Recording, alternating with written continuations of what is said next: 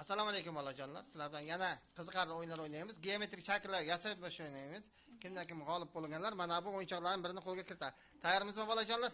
Ha, to'g'ri burchak yasaymiz.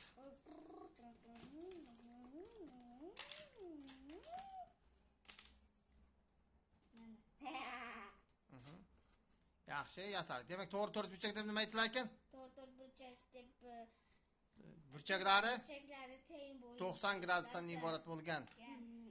To'rt burchakka to'g'ri to'rt burchak deyiladi. Qani endi kvadrat yasaylik. Kvadrat deb nima aytilar ekan?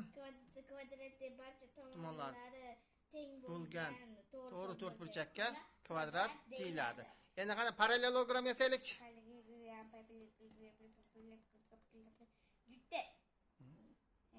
Demak, muslima yasab bo'ldi.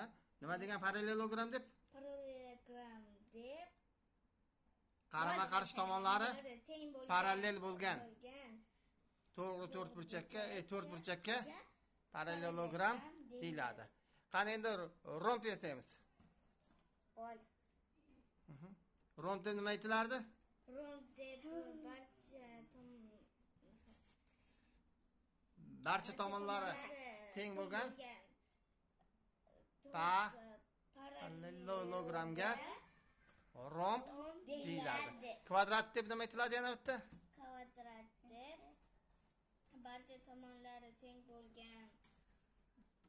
Yo, ikkinchi buni aytgandilar boya. Demak, burchaklari 90 gradus bo'lgan rombga kvadrat deyiladi. Qani trapetsiyani yasaylikchi?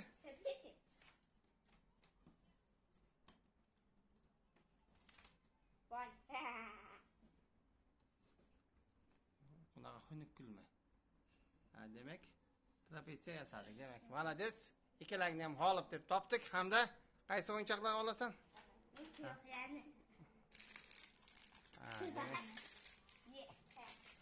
Bolajonlar bilan xayrlashamiz. Xayr bolajonlar.